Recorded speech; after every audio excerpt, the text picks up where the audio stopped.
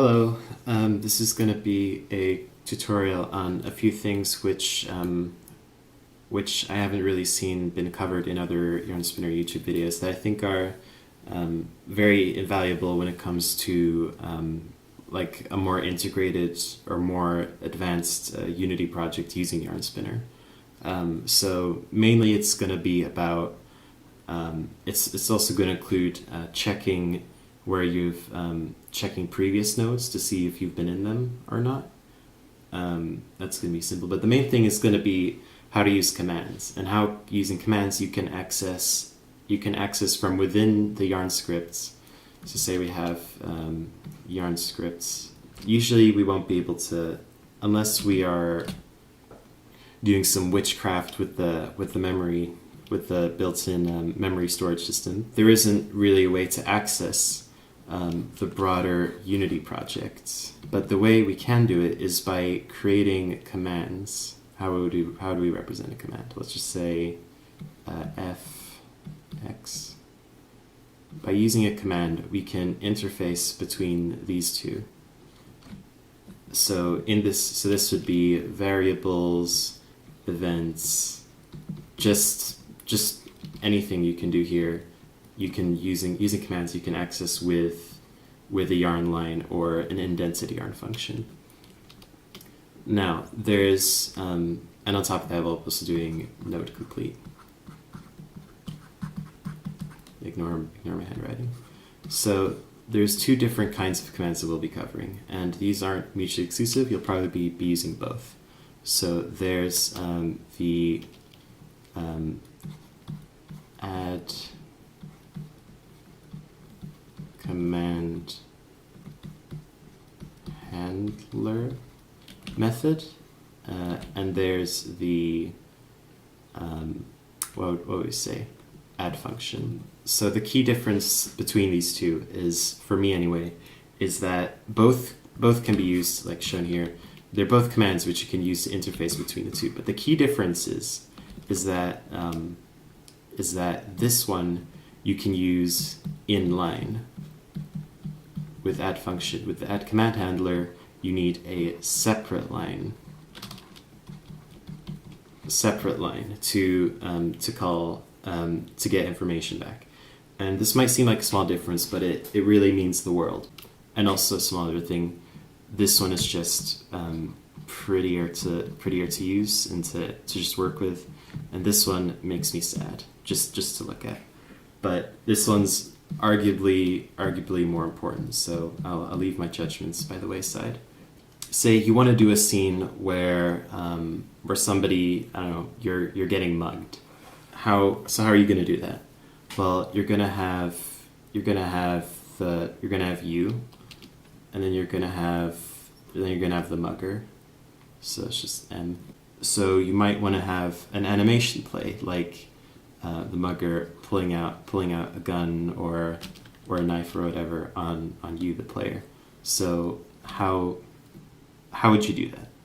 Well, again, we can use the functions to interact with Unity, and we can add a command that triggers animations play.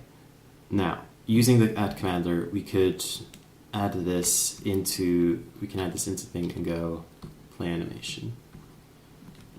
And within the context of, let's quickly shift this down. Yep. So what we can do is that, say like M says you're getting mugged, and then we can have that animation play.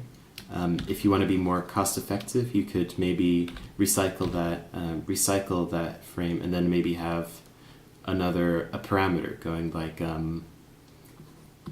anim underscore mugging, and then in the actual function you can then maybe have through a list of them. But the point is that a dialog happens, and then on another line something else happens. Now with AddFunction, you could do theoretically the same thing with AddFunction. You could go let's say play, say anim for sure, and then mug. We're being lazy here, just referencing this. This will do the same thing, but the thing about this is that it's not limited to this. You could have like, for example, we don't actually need this. Let's just delete this. Like maybe, and again, you don't have to use mutually exclusively, but like maybe later in the scene, Mugger asks, how much money do you have? You could actually, again, use this inline. So if you were to add a function that actually returned how much money the character had on them, because say like in Unity, there is, say we have like a player script, and it has like a money equals 5 or something, then you can use a script to access that and put it in the line of dialogue itself. So, so like you can have several different options for the player to pick, and one of them is to answer and say, I have, and this will work. You can see, you can return, it actually shows, it'll return based off this, what's actually there. And this might seem like a simple principle, but from this thing, the possibilities expand outwards immensely. You can do this in if statements. If money, we're just gonna skip over the syntax. If money, and then if it's, I don't know, higher than 5, then maybe if it's lower than 5, then maybe the mugger, maybe you can have a scene where the mugger actually says, well, never mind, I don't know, better things to do than, like, you could do a check. You can, if you're doing an RPG and your character has stats, you can do if, like, lying, if you have a lying stat, is like, if like lying is high enough, you can check that, and you can, I don't know, you can have a scene where actually you have nothing, and it's even possible to using this, because it's not just, because so far we don't have used arguments. You can create, hang on, we need more space. You can use this with skills. Say, like, you can actually do dice rolls with this. It's a little more complicated, but it's definitely possible. If you do, I don't know, you make a function called skill check, and you input, like, you can have parameters. You can go, what skill are we checking? Lying. How much? Say like how much? Say it's like a D6. How much should it be to succeed? Let's say 5. You can have, and then you can return, and then you can do. You can make an RPG with this. This makes RPGs viable in Yarnspinner. Not that they could have been viable before, but this makes it work. So, all right, I have in front of me a very primitive Yarnspinner project. There's literally nothing in it except the bare minimum you need to get it running. There's no fluff, nothing. Just this from my previous attempts, don't ignore that. There's nothing here that would suggest anything other than a very simple text project. Let's fix that. So, so the file we're gonna be using is very simple. Greetings, you have a sniper on you, greetings to meet you. The sniper is great, and start normal is even better. So, these are, if you want to quickly look over what I have a dialog UI, I have the options, whenever lines goes, I have a dialog runner. We have, I'm just going to have as my own script in there, got all the things, and also, I also have a different thing which I don't think was included in the video I mentioned, which at the start, I forgot its name, I'll put it in the edit now, but there's a continue button, which all it does is goes into AddCommandHandler UI and mark line complete, which is a good, there's probably a better use for it on how to approach this, but it works. So just as a quick example, oh wait, yeah, I made a, okay, we're actually not going to do the example. We're going to just save our yarn file, and the good way to do this is to go into, the good way to do this is just through your assets, go to the file where your project is, just yoink that in there, and if it works, there's no errors. This is from a previous version, it's fine. It should work fine. Greetings. You have a sniper on you. See, it's so primitive that the lines don't even fully fit. We could fix that, but there's no point. Yeah, great. We have a dialog system. Basic setup. Now, we're gonna add some commands. So how do we do this? Well, first of all, we need to, let's quickly invent a scenario where we need it. So I think something that will liven up the sniper path is pretty done as is already. Let's just have an explosion happen out of nowhere. So let's say explosion. You hear an explosion. You hear an explosion. Now we can already, using commands, we would be able to like make an animation play or make a particle system start. But since we're running the very basic primitive system, we're going to be using an audio cue as an example. So let's do that. I've created here very basic sound object. It's just an empty object with an audio source plugged in and with a sound effect plugged in. Not putting awake and unchecked. That's all we got. I have a sample. I have like a dummy script basically for if you were to want to put this into a more advanced project. These might be some values which would be in it, like health, money, explosion resistance. It's almost like this was planned. So we're gonna start with the AddCommandHandler version, because if we're gonna make an explosion sound, we don't need anything with inline in our text. We just need to tell Unity that, hey, do a noise. So we're gonna do that. So first of all, let's get a reference to our audio source, so we can actually play the sound. So then let's make the actual function which we want, the actual function that does this, play sound. Let's just call it something basic. In future, we might say like string sound name, and then play that based off a list that's there. But we're going primitive route. We're just going to do basic functionality. Audio source play, and it will play the thing that's already in the audio source, namely this thing. I don't think I need to describe that. Now, how do we actually turn that into a function that Yarnspinner will recognize? Well, first of all, we need a reference to our dialog runner. Be sure to have yarn.unity included here, otherwise this won't show up. Before I forget, let's quickly add our dialog runner, which is in the UI panel. So let's add dialog runner, bam, cool. So let's go dr.addCommandHandler. Now it only needs two things.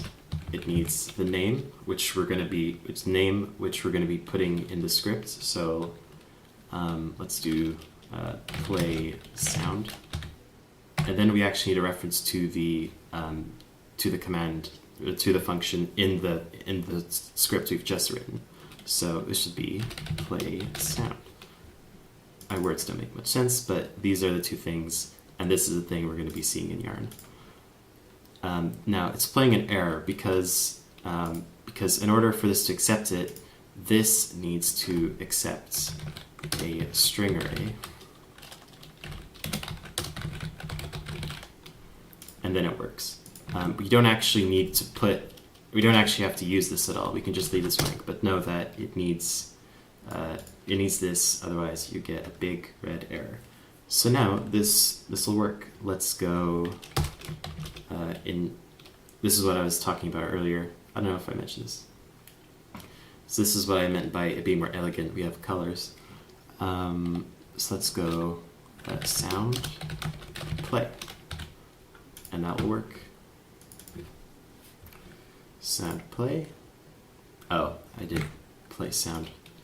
All right. I did it the wrong way around.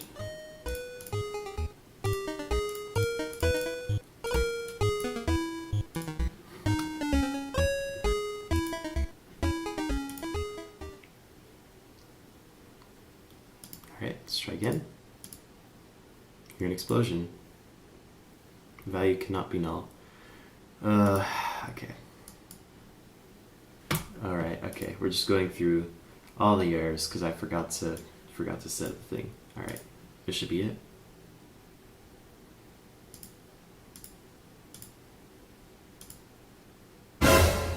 There we go. You can find a better explosion sound by yourself. I guarantee it. Anything that is an explosion would be better than this.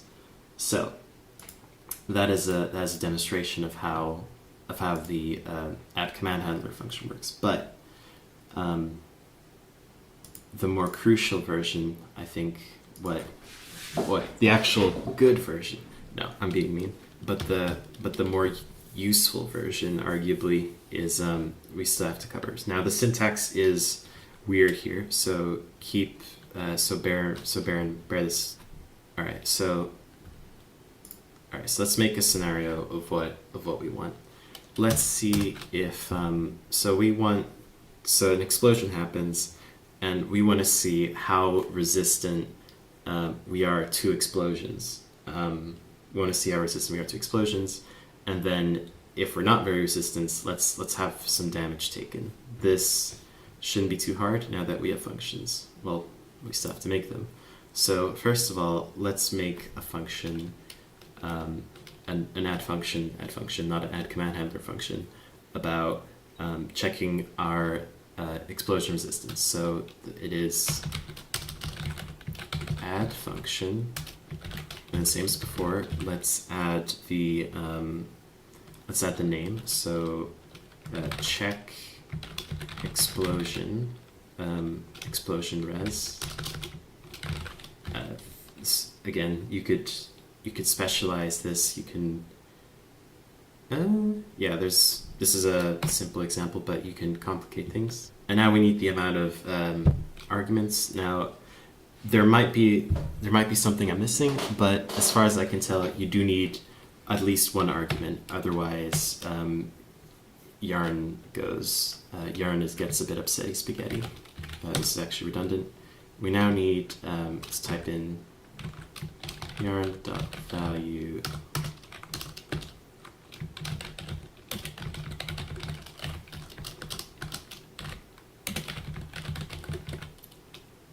and then this, right? Oh, I forgot a delegate. All right, and now we expand this out. And now this function is for ours to read. All we have to do is add a return, and then we can return, you can make this more complicated, obviously, but for now, let's just return our explosion resistance, which is up here. Bam. We don't even have to reference the parameters at all. We could even hypothetically do debug.log, just as an example. Parameters 0, and important to note, a yarn value can be 3 different types, as booleans, numbers, or string. So we're just going to do a string so that debug log also doesn't throw a fit. I'm pretty sure it can handle it. It's a pretty sturdy command. All right, so now check explosion res. Let's go into our scripts and do it. Now the way we do it is we do curly brackets and then check explosion res, and then do.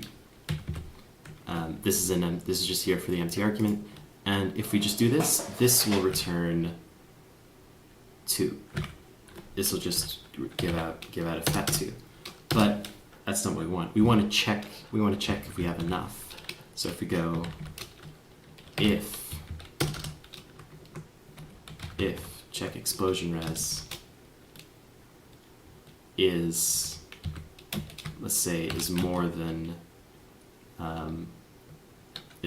3, then we survive. Let's say, yeah, let's set up an else statement because we already know we don't have enough. We only have 2. And if let's get some stuff going. So explosion res. If we have more than 1, if we have more than 3 explosion res, then go, ow, that hurt slightly. Not a big deal. Versus, oh god, my eyes. Where are my eyes? So you're less immune to explosions. You lose your eyes. I keep pressing Control S. Don't press Control S. It doesn't go well. All right, we got an error. Always exciting to get yarn errors because you never know where they came from. All right, I figured it out. It's just this. We only need to put this if we're actually putting this within a line.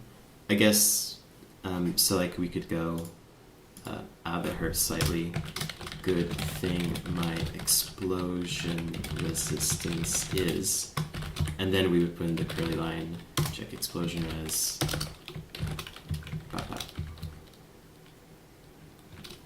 You know, then it would work. But if you're just doing an if statement, you actually don't even need that. So let's import this.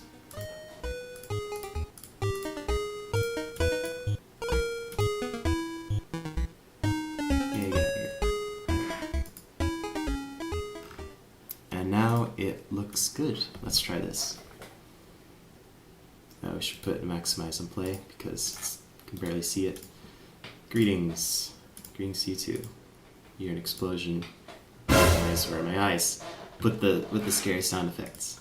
Now, we obviously got it because our explosion resistance is only 2.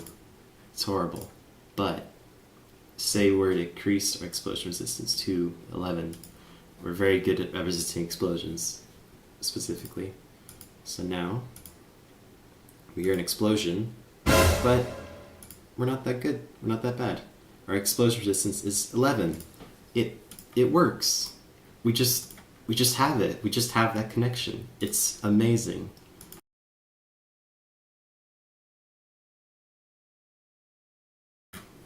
Now let's wrap this up with one final example. This time using an argument for this. Just to really tap this off. We're not good at resisting explosions, and we want to take damage. Now, let's do that. So we're gonna set up a AddCommandHandler command, because if we want to take off health, we don't really need to. You could have a system where you go, oh, I've taken this much damage and such, but the way we can implement this, we can just do it in a separate line, as I'll show.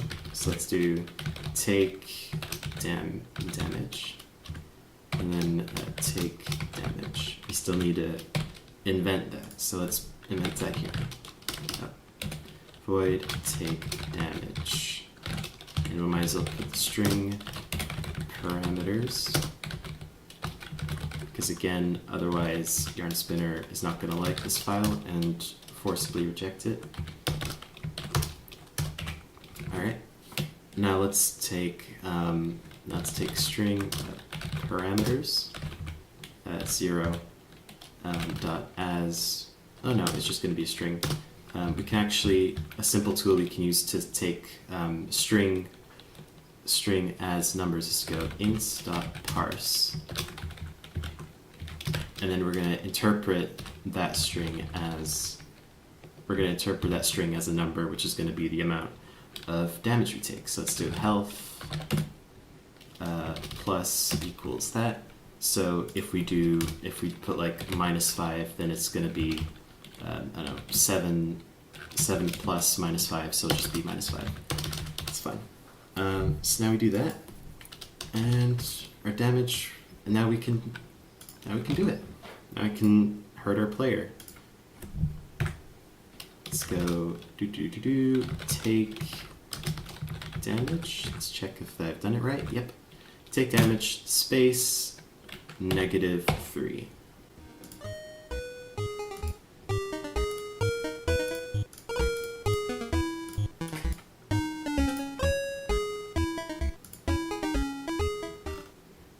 Alright, no problems. Let's give it a try.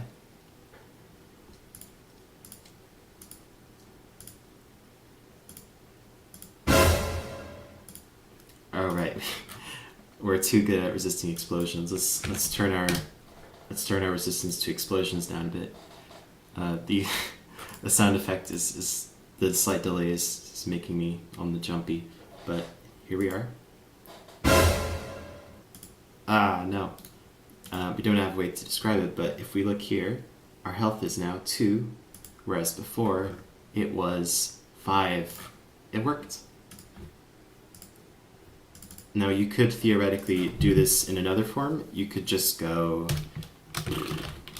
in this case, because it's not an if statement, you would have to use curly brackets, take damage, and then, I don't know if you could just do -3. You could do that, and it might even be better, because then you could maybe do also, maybe you could, because then you could also return something like, let's just quickly spoof this up. Take damage. You could do that, but then you could do that. But you can also then have a return, which is kind of sick.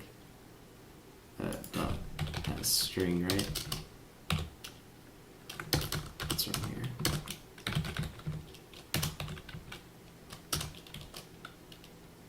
Parameters 0. Surely.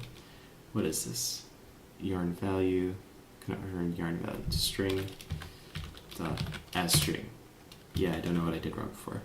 So you can just have the go there, but you can also return something like, ow, my bleeding heart is down 2. Then you could return health, for example. That might actually be better. So that, player communication always helps. Unless you're making something that restricts that, in which case, absolutely under no circumstances share that information. I don't know, it's your project. Let's go. Greetings to you too, yep. Yeah, so you can see this is the basic functionality. You could even put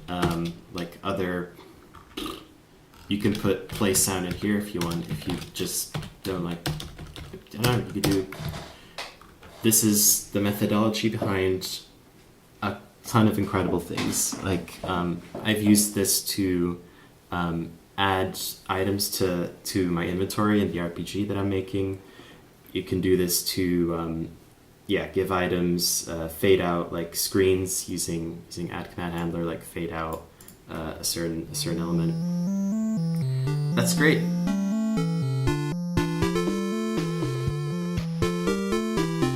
And now that we're gonna just wrap up this video with one final thing that is actually pretty easy to put in Yarnspinner, and it will help your game feel less boring.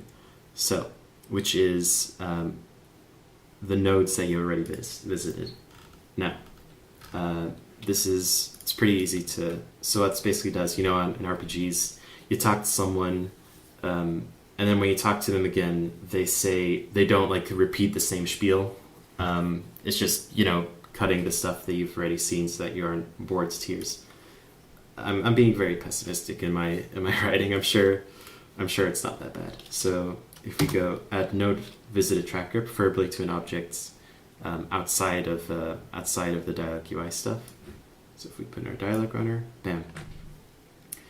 The one other thing we have to do to make this work, if we can actually look at how it works, it's pretty simple. It has two functions. It adds, once the node is complete, it just adds that to a hash set. And just real quick, if you don't know what hash set is, it's kind of like a list. It's like a list, but instead of like, it's not indexed. Like you can't go visit. Let's go here. Visited nodes and then an index or like 5. That doesn't exist with hash set. It's just a pile of information, with the benefit of having no duplicates. You can only have one thing of it at each time, which in this case is useful because we don't want to duplicate the amount of nodes that we visited, and we don't really care about the index we're in. We just care that it exists. So it does that. And in order for these, we actually have to put these into the dialog runner thing right here so that it does its job. Let's go memory, which is where the node of its tracker is. Let's go node start, node complete. As you may have seen before, all node start does is just adds it to a tag. It's not necessary, only this one is, but I don't know, maybe it adds a nice touch to your debugging sessions. Now, all we need to do is actually put this, make our game account for that. So let's have a starting spiel that we could skip over. So let's say, let's go more, say, my eyes have locusts under them. This is like the person we're talking to. Let's give some reactions.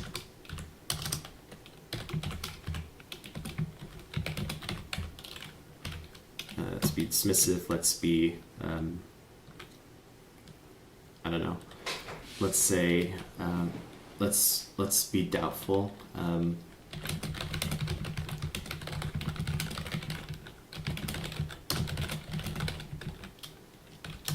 And let's be accepting, like.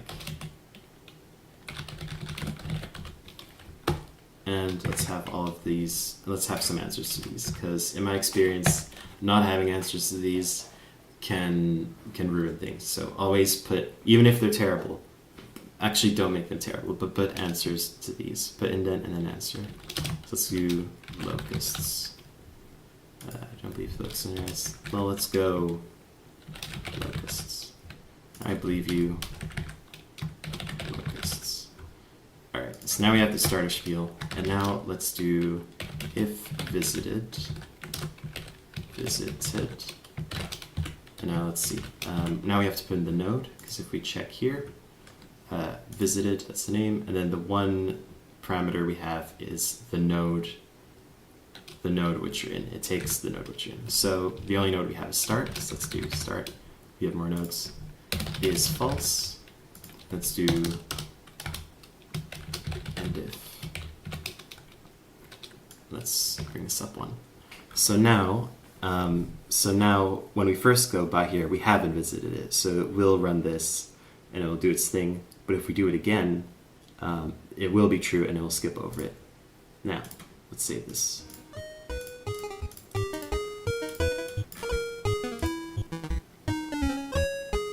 Although a small thing is that we actually don't have a way to restart the dialog, so we actually need to quickly program in a quick thing to restart the dialog, because we don't have that currently. Without restarting the game, which resets our progress. It's not very intuitive. Keycode.i, let's say. Dialog runner dot start dialog. This is just for debug purposes. In your own game, you should probably have more natural ways of starting dialogue. So let's go. My eyes have locusts under them. I believe you. Greetings, and then we have a thing. Let's do the sniper option because that's quicker. All right. Now, if we press I, the dialog starts again. And we skip over the dialog the first field because we have visited it. And now we can do our thing again. Let's go greetings. We're not good. We're not good at dodging explosions. And that's the video. We've covered commands, the two different types, what they're good for, how to use them for so many things. More just let your mind go wild. It's great. I love this. And node visitor, which makes it's just more pleasant all around. All right, that's it. In the future, I might be making a because I alluded earlier to a dice thing, and I found a way to make it kind of work. So I'll probably do that next. Goodbye. Hopefully your project goes well.